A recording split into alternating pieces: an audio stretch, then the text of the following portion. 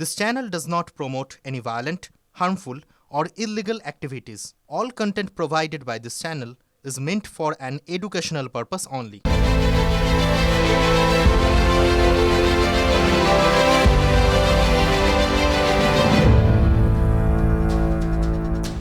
টোটকাটা স্পেশালের শুরুতেই আমাদের বড় পর্দার দিকে তাকান। বিগ বল ব্রেকিং দেখাবো 10টা পর পর আপনাদের। Top 10 breaking. 1 নম্বর, রাজ্য বিজেপি সভাপতি পদে শ্রমিক ভট্টাচার্য, শুধু আনুষ্ঠানিক ঘোষণার অপেক্ষা। কেন্দ্রীয় নেতৃত্ব শিলমোহর দিয়ে দিয়েছে। 2, কুমোরটুলি থেকে অর্ডার দিয়ে লোক আসবে না দলে, শ্রমিক ভট্টাচার্য। তিনি এটা বলেছেন অত্যন্ত তাৎপর্যপূর্ণ।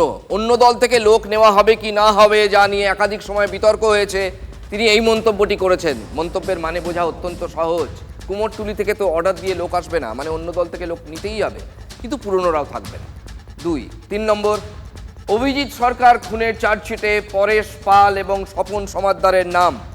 এইটা বড় একটা ডেভেলপমেন্ট। বিধায়ক পরেশ পাল এবং তৃণমূলের কাউন্সিলর স্বপন সমাদ্দারের নাম, কাঁকুরগাছি এলাকার নেতা, বহুদিনের পুরনো নেতা, বহুদিনের পুরনো কাউন্সিলর। 4 নম্বর ব্রেকিং, কসবা কাণ্ডের তদন্তের দায়িত্বে গোয়েন্দা বিভাগ, কলকাতা পুলিশের ডিটেকটিভ ডিপার্টমেন্টের হাতে। এতদিন ছিল কসবা থানার হাতে, এবার গোয়েন্দা বিভাগ তদন্তের দায়িত্ব নিয়ে নিল কলকাতা পুলিশের detective department. 5 number breaking, Bibhas চট্টোপাধ্যায়কে স্পেশাল পাবলিক প্রসিকিউটর নিয়োগ করা হলো এই মামলায়। এই ধরনের মামলায় তার যথেষ্ট পারদর্শিতা আছে এবং এক্সপার্টিজ রয়েছে, সেই জন্য বিভাস চট্টোপাধ্যায়ের ওপর আস্থা রাখল সরকার। 6, জয়নগর ফারাক্কা ধর্ষণ খুনের মামলা লড়েছিলেন বিভাস, দুটো ক্ষেত্রেই ফাঁসির সাজা হয়েছিল, দ্রুত হয়েছিল। 7, মনোজিতের বিরুদ্ধে এবার অপহরণের ধারা, নতুন 6টি ধারা যোগ করা হয়েছে, তার মধ্যে 3টি জামিন অযোগ্য। এই অপহরণের ধারা, কারণ ওই ছাত্রীকে কলেজে জোর করে আটকে রাখা হয়েছিল, আদালত অনুমতি দেওয়ার পর নতুন করে 6টা ধারা যোগ করা হয়েছে, তার মধ্যে অপহরণের ধারাও রয়েছে। 7, 8, মনোজিৎ প্রভাবশালী, আদালতে বলল পুলিশ। মনোজিৎ অত্যন্ত প্রভাবশালী, এটা পুলিশ আজকে সওয়াল জবাবে আদালতে বলেছে। 9, জামিন পেলে সাক্ষীদের ভয় দেখাবে মনোজিৎ। মনোজিৎ এতটা প্রভাবশালী যে যদি জামিন পায় তাহলে জামিনের বিরোধিতা করতে গিয়ে পুলিশ এটা বলেছে, মানে সরকারি আইনজীবীর তরফে বলা হয়েছে যে মনোজিৎ সাক্ষীদের ভয় দেখাবে, তথ্য প্রমাণ নষ্ট করবে, প্রভাব খাটাবে, তদন্তকে ভুল পথে চালানোর চেষ্টা করবে, প্রভাব খাটানোর চেষ্টা করবে। 10 নম্বর ব্রেকিং, লাস্ট ব্রেকিং, 10 নম্বর ব্রেকিং। কোনো যান্ত্রিক কারণে 10 নম্বর ব্রেকিং আসেনি। এটাই পুলিশ বলতে চেয়েছে যে যদি জামিন পায় তাহলে সে সাক্ষীদের ভয় দেখাবে, কারণ তার এটাই নেচার। এবং দেখুন, এইটা যখন পুলিশ বলছে তার মানে এখানে একটা ইন্ডিকেশন আছে যে তাকে বাঁচানোর লোক আছে। এইটা কিন্তু পুলিশ ঘুরপথে বুঝিয়ে দিয়েছে। চার্টার্ড অ্যাকাউন্টেন্টের হাতেই 26-এর ভোটের হিসেব নিকেশ সামলানোর ভারটা তুলে দিলেন নরেন্দ্র মোদী, অমিত শাহরা, মানে আমাদের রাজ্যে। গতকাল রাতে ইঙ্গিতটা দিয়েছিলেন সর্বভারতীয় সভাপতি জেপি নাড্ডা। তারপরই দিল্লির কাজ শিখেই তুলে সকাল নেমে পড়লেন কলকাতা বিমানবন্দরে। দিল্লি থেকে ফোনটা এলো ঠিক 12:35-এ।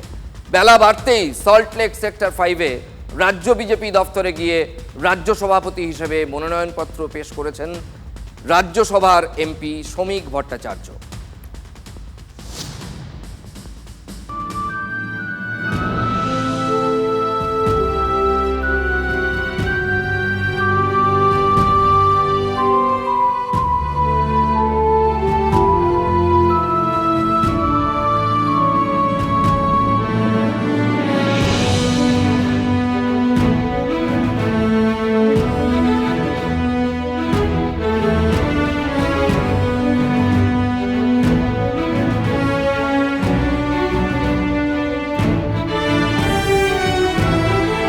পরবর্তী রাজ্য সভাপতি আপনি, তাও অনেক সময় বাকি। এখনো পর্যন্ত আপনি শুধুমাত্র নমিনেশন জমা দিয়েছেন, আরো 1 ঘন্টার মধ্যে 4 জন নমিনেশন জমা দিয়েছে। একজন নমিনেশন জমা দিয়েছিলেন, তার নাম অম্বুজাক্ষ মহান্তি। 2021 বিধানসভা নির্বাচনে তিনি বিজেপির পটাশপুরের প্রার্থী হয়েছিলেন, কিন্তু 10 জন প্রস্তাবক না থাকায়, মানে প্রপোজাল লাগে 10 জন, তাই সেই মনোনয়নপত্র শুরুতেই বাতিল হয়ে যায়। সংঘবদ্ধভাবে পশ্চিমবঙ্গের বিজেপি লড়াই করবে। সংঘবদ্ধভাবে পশ্চিমবঙ্গের বিজেপি লড়াই করবে। সংঘবদ্ধভাবেই রাজ্য বিজেপির রথী মহারথীরা বিজেপির পরবর্তী রাজ্য সভাপতি হিসেবে শ্রমিক ভট্টাচার্যের নাম প্রস্তাব করেছিলেন, কিন্তু ছিলেন না একমাত্র দিলীপ ঘোষ। আমার চেয়েও সিনিয়র লিডার পার্টির যে কয়েকজন সক্রিয় পুরনো নেতা আছেন, শ্রমিক ভট্টাচার্য তার মধ্যে একজন। পুরনোদেরও বুঝতে হবে যে সংগঠনে বিভিন্ন জায়গা থেকে মানুষ নিতে হয়, কুমোরটুলি থেকে অর্ডার দিয়ে আনা যায় না। তার সে যোগ্যতা আছে সবাইকে নিয়ে কাজ করার। পরাজয় নিশ্চিত জেনে, জমানত বাজেয়াপ্ত হবে জেনেও যারা ঘাম রক্ত ঝরিয়েছিলেন তারাও থাকবেন, কারণ তারা না থাকলে তো আজকে দলের জায়গায় আসতো না। স্বাভাবিক, উনি আমাদের নেতা এবং বিরোধী দলের নেতা, দুজনেই আমাদের নেতা। এই নতুন পুরনো দ্বন্দ্ব আপনারা তৈরি করেছেন, এসব কিছু থাকবে না। শ্রমিকের সঙ্গে শুভেন্দুকেও নেতা বলছেন দিলীপ ঘোষ। শ্রমিক বলছেন নতুন পুরনো সবাইকে নিয়েই চলতে হবে। একদা তপন শিকদারকে, প্রাক্তন কেন্দ্রীয় মন্ত্রী, রাজ্য বিজেপির সভাপতি প্রয়াত তপন শিকদারকে স্কুটারে চাপিয়ে বিভিন্ন জায়গায় কর্মসূচিতে নিয়ে যেতেন শ্রমিক ভট্টাচার্য। আর সেই শ্রমিক ভট্টাচার্যের কাঁধেই এবার বঙ্গ বিজেপির দায়িত্ব দিল কেন্দ্রীয় নেতৃত্ব। শুভেচ্ছা জানাই শ্রমিককে। পার্টির যেরকম নির্দেশ থাকবে সেই অনুসারে সভাপতি হবে। মানুষ স্থির করে নিয়েছে তারা তৃণমূলের বিসর্জন দেবে, তাই লক্ষ্য একটাই, 2026-এর নির্বাচন, তৃণমূলের বিসর্জন। ওরা নিজেও জানে শ্রমিক যে তৃণমূলকে সরানো অসম্ভব। সভাপতি চেঞ্জ করলেই তৃণমূলের যে বেস, সেই বেসকে সরানো যাবে না। শ্রমিকের জন্য যেটা আমার চিন্তা হচ্ছে, ও তো তৃণমূল নিয়ে ভাবার সময়ই পাবেন না। ওনাকে তো ভেতর থেকেই ব্যর্থ করার সমস্ত চেষ্টা হবে। ফলে আমাদের যে অঙ্ক যে 48-এ আটকে যাবে বিজেপি, ওটা আরো একটু কমে 38-38 করে দেবে, বাকিরা করে দেবে। তৃণমূল তো পরে লড়বেন, আগে ভেতরটা সামলাতে হবে। সংঘবদ্ধভাবে পশ্চিমবঙ্গের বিজেপি লড়াই করবে। তবে হ্যাঁ, শ্রমিক সাহিত্য পড়েন, শ্রমিক কবিতা বলেন, শ্রমিক অশালীন অসৌজন্যে রাজনীতি করেন না। দেখুন, রাজ্য বিজেপির সভাপতির দৌড়ে আরও একাধিক নাম ছিল, কিন্তু দীঘার জগন্নাথ মন্দিরে গিয়েই সম্ভবত সেই দৌড় থেকে ছিটকে পড়েছিলেন প্রাক্তন সভাপতি দিলীপ ঘোষ। তারপর একে একে ছিটকে যান জ্যোতির্ময় সিং মাহাতো, অগ্নিমিত্রা পাল। এগুলো সব ভেতরের ইঙ্গিতের খবর আর কি। নীতি বেসড দল, আদর্শ বেসড দল, নেতা বেসড দল নয়। কার্যকর্তারা সবাই মিলে আমরা টিমওয়ার্ক করে আগামী 26-এর আমাদের যে লড়াই, আমাদের যে ফোকাস, আমাদের যে পাখির চোখ, আমরা সেই দিকে যেই হন রাজ্য সভাপতি, আমরা তার নেতৃত্বে হই হই করে ঝাঁপিয়ে পড়ব। বিজেপির রীতিতে দলের রাজ্য সভাপতি সচরাচর মানে সাধারণত আরএসএস এর বাইরের কেউ হন না। শ্রমিক আরএসএস এর সঙ্গে দীর্ঘ বছর যুক্ত ছিলেন, আবার দল বদলে আসা শুভেন্দু অধিকারীর সঙ্গেও তার সুসম্পর্ক। বিরোধী দলনেতা একজন ন্যাচারাল লিডার, শুভেন্দু অধিকারী একজন ন্যাচারাল লিডার। শুভেন্দু আতঙ্কে ভুগছে তৃণমূল কংগ্রেস। সে বিজেপিতে এসেছে, পার্টির সঙ্গে সম্পৃক্ত, এবং এ রাজ্যের মানুষ তাকে বিরোধী দলনেতা বলেই মনে করেন। বারবার বিরোধী দলনেতাকে আক্রমণ করার অর্থ হচ্ছে তিনি প্রাসঙ্গিক। সমস্ত কিছুর মধ্যেই শুভেন্দুর ছায়া দেখতে পাচ্ছে। এখন কেউ যদি ভালোবেসে শুভেন্দুর বাড়িতে প্রেমপত্র পাঠাতে চায়, এ তো আনন্দের বিষয়। শুভেন্দু ভাগ্যবান। আরএসএস প্লাস শুভেন্দু, এই অঙ্কেই কিস্তিমাত করে দিয়েছেন বসিরহাট দক্ষিণের প্রাক্তন এমএলএ। আনুষ্ঠানিকভাবে নাম ঘোষণা এবং সভাপতি বরণ কাল, মানে আগামীকাল। আর যারা নতুন এসেছেন, যারা অত্যন্ত ভালোভাবে সক্রিয় হয়ে বিজেপি করছেন, তারাও থাকবেন, ঐক্যবদ্ধ হয়ে কাজ করবে। পুরনোদেরও বুঝতে হবে যে সংগঠনে বিভিন্ন জায়গা থেকে মানুষ নিতে হয়, কুমোরটুলি থেকে অর্ডার দিয়ে আনা যায় না।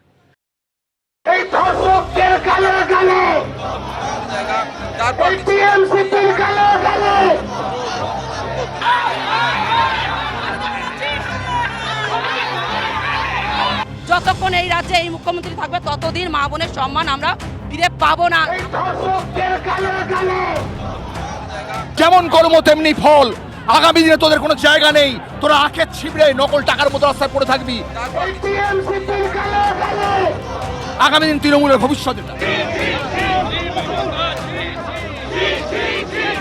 মমতা ছি ছি কসমা চলো অভিযানে দলে দলে যোগ কসমা চলো অভিযানে দলে দলে যোগ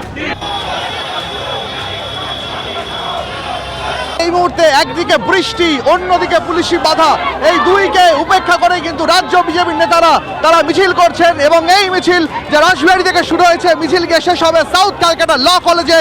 পরিচয় দিতে আমাদের অন্য রাজ্যে গেলে মাথা হেট হয়ে যায়। মেডিকেল কলেজ সুরক্ষিত নয়, ল কলেজও সুরক্ষিত নয়। ঝাঁটা হাতেই রাজপথে প্রতিবাদে বিজেপি, বিরোধী দলনেতা মিছিল করলেন আদালতের অনুমতি নিয়ে। রাসবিহারী মোড় থেকে কসবা পর্যন্ত মিছিলে শুভেন্দু অধিকারীর মুখে কন্যা বাঁচাও স্লোগান। মানুষ আর মানুষ, মানুষ আর মানুষ, মমতাকে সাফ করবে জনগণ। সব মিলিয়ে 300 থেকে 350 লোক ছিল। আমি নিজে ওই মিছিলটায় আটকে ছিলাম এবং আমি 7 মিনিট লেগেছে মিছিলটাকে পার করে বেরিয়ে। ঝাড়ু মেরে করো সাফ মমতার, মমতার ঝাড়ু মেরে করো সাফ। আমরা আওয়াজ দিয়েছি কন্যা বাঁচাও, মমতা হটাও। মানে সর্বৈব একটা কুৎসামূলক বিভ্রান্তিকর, বাংলার মানুষ এসব এক কান দিয়ে ঢুকবেন অন্য কান দিয়ে বার করে দেবেন। কারণ সবাই জানেন কন্যাশ্রী থেকে লক্ষ্মীর ভাণ্ডার বাংলায় সব মিলিয়ে মহিলাদের আর্থিক সুরক্ষা, সামাজিক সুরক্ষা, রাজনৈতিক অধিকার। আমরা মমতার পতন দেখতে চাই। এই আন্দোলন গোটা রাস্তায় ভিজেছেন, আর এইটুকু ভিজলে কি আছে? এত বোনেরা কষ্ট করছে, অভয়ার কথা ভুলে গেলেন 1 বছর আগে। সমাজটা অনেক বড়, কিছু খারাপ ঘটনা ঘটে যায় পুলিশ সঙ্গে সঙ্গে ব্যবস্থা নেয়, যেটা সিপিএম জমানায় হতো না আর অন্য রাজ্যে বিজেপির জমানায় হয় না। তো 2 দিন আগে মধ্যপ্রদেশে সরকারি হাসপাতালের মধ্যে ঢুকে একজন নার্সকে গলা কেটে খুন করলো, তো তখন কোথায় ছিল এনাদের এই বড় বড় কথা? বৃষ্টি মাথায় নিয়েই মিছিল করেছেন বিরোধী দলনেতা। 21শে জুলাই উত্তরকন্যা অভিযানের ডাক দিয়েছেন শুভেন্দু অধিকারী। 9 আগস্ট নবান্ন অভিযানের ডাক বিরোধী দলনেতার। বিজেপির পতাকা ছাড়াই নবান্ন অভিযানের ডাক। 9 আগস্ট নবান্ন অভিযান, বিজেপির পতাকা ছাড়াই। আর 21শে জুলাই উত্তরকন্যা অভিযান। কসবা কাণ্ডের প্রতিবাদের মঞ্চ থেকে জোড়া কর্মসূচি ঘোষণা করেছেন শুভেন্দু অধিকারী। আমাদের ইনচার্জ সুনীল বানসালজি, রাজ্য সভাপতি ডক্টর সুকান্ত মজুমদার, ওজিএস অমিতাভ চক্রবর্তীকে রেখে ফাইনাল করে এসেছি। যেদিন মমতার ডিম ভাতের অনুষ্ঠান 21শে জুলাই কলকাতায় হবে, সেদিন যুব মোর্চা শিলিগুড়িতে উত্তরকন্যা অভিযান করবে। গণহত্যার প্রতিবাদে যে প্রত্যেক বছর শহীদ তর্পণ যেটা হয়, সেই দিন যে বা যারা পাল্টা করতে যায় বাংলার রাজনীতি জানে না, সিপিএম বিরোধী আন্দোলন করেনি, শহীদ কাকে বলে জানে না, শহীদ তর্পণের সৌজন্য জানে না এবং বাংলার মানুষের মন জানে না। 21শে জুলাই মমতার জেহাদিরা, চোরেরা ডিম ভাত খাওয়ার জন্য কলকাতা আসবে, আর আমরা শিলিগুড়িতে গিয়ে উত্তরকন্যাটা নড়াবো। রাজি আছেন? এবং সেদিনকে কত মানুষ উত্তরবঙ্গ থেকেও তো কলকাতায় আসবেন। সেই সব দিনে ওই সব প্রোগ্রাম ডাকা মানে তো প্ররোচনা দেয়া। তাহলে এগুলো ওদের গণতন্ত্র বিরোধী, বাংলা বিরোধী এইসব কাজ। রাজি আছেন? দক্ষিণবঙ্গ যাবে, নিজের খরচে যাবে। আপনি শুভেন্দুবাবু, আপনি তো বছরের পর বছর মমতা বন্দ্যোপাধ্যায়ের নেতৃত্বে তৃণমূল ওই মঞ্চে ছিলেন। আপনি দল বদল করলে 21শে জুলাই তাৎপর্যটা কি করে বদলে যেতে পারে? 5 তারিখে পানিহাটিতে উল্টো রথে যাব। ওই দিন আমি অনুমতি নিয়ে অভয়ার বাবা মার কাছে যাব, আর বাবাকে বলবো পতাকা ছাড়া 9 আগস্ট অভয়ার ধর্ষণ খুনের বর্ষপূর্তিতে নবান্ন অভিযান করতে হবে। কোনো বিরোধী দল কোনো প্রোগ্রাম করবে, সেটা কি ঘোষণা করবে তাদের ব্যাপার। আমরা শুধু এইটুকু বলতে পারি যে এমন কোনো হঠকারী পদক্ষেপ বিরোধী দলের উচিত নয় যার সঙ্গে বাংলার গ্রাউন্ড রিয়েলিটির কোনো সম্পর্ক নেই। নবান্ন অভিযান করতে হবে, দড়ি ধরে মারো টান, দড়ি ধরে মারো টান। এই বিজেপি বাংলার 1,70,000 কোটি টাকা দেয় না, কোর্টের মুতো খায়, এরা বাংলার সংস্কৃতি সম্পর্কে খারাপ বলে, বাংলা সম্পর্কে মিথ্যাচার করে, অন্য রাজ্যে একের পর এক নারী নির্যাতন হয়, সেখানে তাদের কেন্দ্রের টিম যায় না। কোর্ট বলেছে 5টায় শেষ করতে, শেষ করছি, কিন্তু এটা শেষ নয়, শুরু। রাজি সবাই? লড়াই হবে, লড়াই হবে, জোর লড়াই হবে।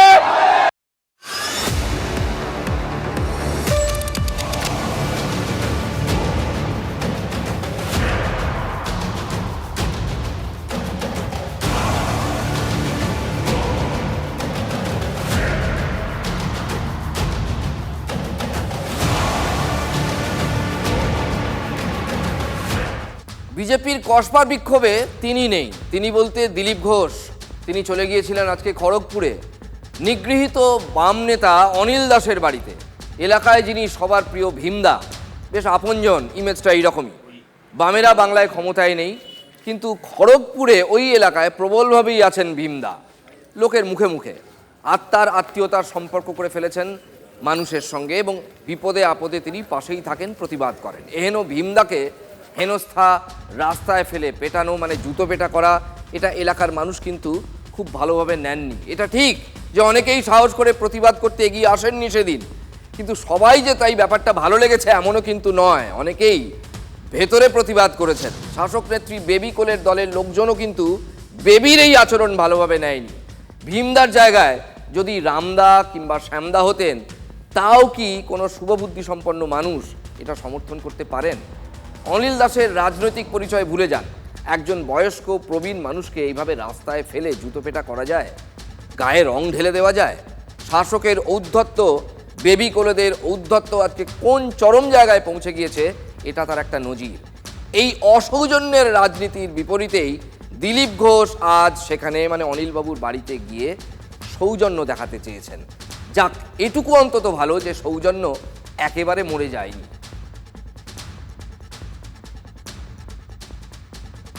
যে অপরাধ করেছে সে থানায় গিয়ে চা খেয়ে এসছে বসে, এফআইআর করার আগেই গিয়ে টিএমসির নেতা প্রদীপ সরকার পৌঁছে যাচ্ছে, কি এফআইআর হবে সে লিখে দিচ্ছে। একটা ঘটনা হলে অত্যাচারিত গেলে 4 দিন ঘোরায় পুলিশ, এটা এফআইআর নেয় না। তার সাক্ষী ভীমদা আছে, গরিব মানুষের জন্য গেছে।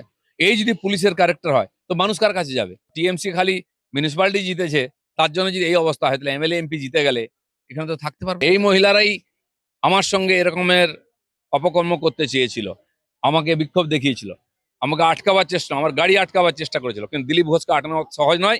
বুকের উপর দিয়ে গাড়ি চলে যাবে বলেছি, দরকার হলে চলবে। তৃণমূলের বেবি কোলেদের ঔদ্ধত্যকে সামনে রেখে সেই বিতর্কে নিজের অবস্থানের পক্ষেই তিনি সাফাই দিলেন। মানে দিলীপ ঘোষ বিক্ষোভের মুখে পড়ে বুকের ওপর দিয়ে গাড়ি চালিয়ে দেব বলে তিনি সেদিন ঠিকই করেছিলেন। এইটা তার অবস্থান, এখনো তার এই মন্তব্যে কোনো ভুল ছিল না, এটা তার এখনো অবস্থান।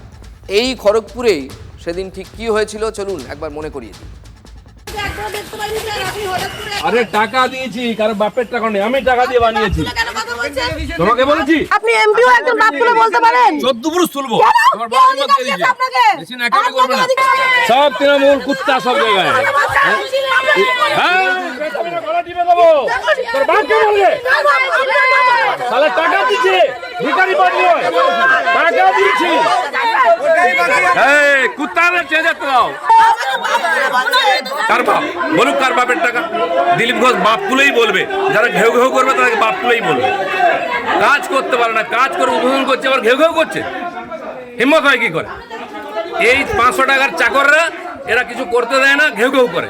যে কথাটা আপনি বলেছেন যে 500 টাকার জন্য ঘেউ ঘেউ করছে, আমাদের বাংলার মা, বাংলার বোনেরা আমাদের কাছে দেবীর মতো, অন্তত মা দেবীকে কখনো অসম্মান করবেন না। যে বেটা বলছে কুকথা, তাকে আমি শিখিয়ে দেবো কুকথা কোনটা, সুকথা কোনটা। বেশি ভদ্রলোকই দেখাতে জান না, জানো জীবনে বাড়ির বাইরে কোনো বেরোয় চমকে দিলে পেচ্ছাপ করে ফেলে, তারা আমাকে সার্টিফিকেট দেয়। আর দিলীপ ঘোষ এই মেজাজে রাজনীতি করবে, যতদিন করবে। রাজনীতি ছেড়ে দেবো, মেজাজ ছাড়বো না বলে দিচ্ছি।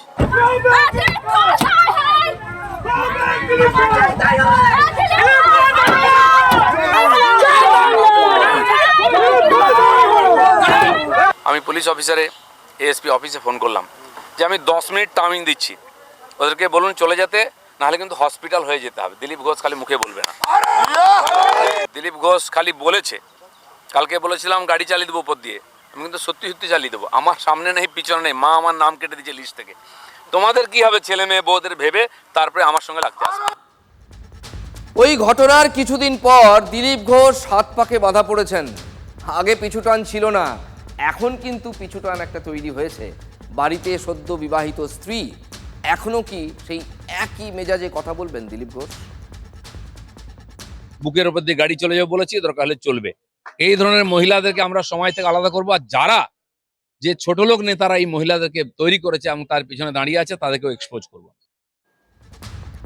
তৃণমূলের মহিলা নেত্রীর হাতে আক্রান্ত হয়ে অনিল দাস সেদিন শাসকের চক্রান্তের কথাই বলেছিলেন। অনিল দাসের যদি এই অবস্থা করতে পারি, প্রতিবাদ করলে তোমাদের কি হবে একবার ভাবো, সাবধান হও। বেবি কোলে কি এই বার্তাটাই দিতে চেয়েছিলেন?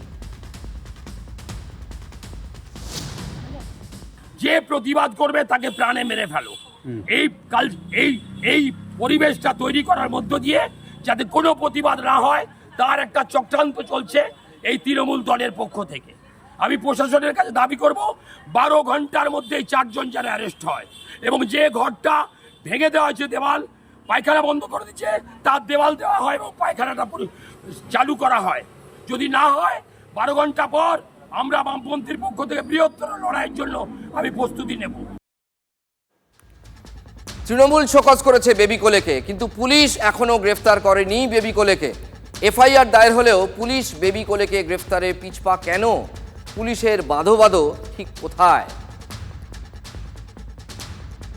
এত কথা, এত কাণ্ড, কিন্তু দিনের শেষে রেজাল্টটা কি? অপরাধীরাই যদি ধরা না পড়ে, তাহলে রেজাল্টটা কোথায়? যদি পড়েও তারপর উপযুক্ত শাস্তি হচ্ছে কি? মানে যথাযথ শাস্তি কি হচ্ছে? যেমন ধরুন পাঁশকুড়ার চিপস কাণ্ড। বলেননি নিশ্চয়ই সেই বাচ্চাটিকে, যে খাতার পাতায়, স্কুলের খাতার পাতায় নাম, ক্লাস, রোল নাম্বার এবং তার নিচে নিচে বড় বড় করে লিখে গিয়েছিল, মা আমি বলে যাচ্ছি কুরকুরের প্যাকেটটা রাস্তার ধারে কুড়িয়ে পেয়েছিলাম, আমি চুরি করিনি, আমি চোর নই। সত্যি তো চুরি সে করেনি, তবু চোর অপবাদ এবং তারপর মারধর সহ্য করতে না পেরে এরপর আত্মহত্যা। এই জিনিস তো ভোলার নয়। কিন্তু এবার কি হয়েছে জানেন? মানে এটা হচ্ছে ডেভেলপমেন্ট। সেই ঘটনার জেরেই যে পরিবার এইভাবে ওইটুকু বাচ্চা ছেলেকে হারিয়েছে, তারাই এখন একের পর এক শাসানি শুনে একেবারে আতঙ্কে কাঁটা, ভয়ে কাঁটা, ঘরে ঢুকে হুমকি দেওয়া হচ্ছে। সামনেই জুলাই 6 তারিখ এই যে ছাত্র নাবালকের কাজের জন্য পুজো হবে বা হোমযজ্ঞ হবে, সেই হোমযজ্ঞের কাঠ শুকানো হচ্ছে। তারপরে 18 তারিখ রয়েছে শ্রাদ্ধ শান্তি, তারপরেই হচ্ছে 51 বা নিয়মভঙ্গ। এই সমগ্র বিষয় নিয়ে তার মধ্যেই নতুন করে এই পরিবারের উপরে বাড়তি চাপ তৈরি করা হয়েছে।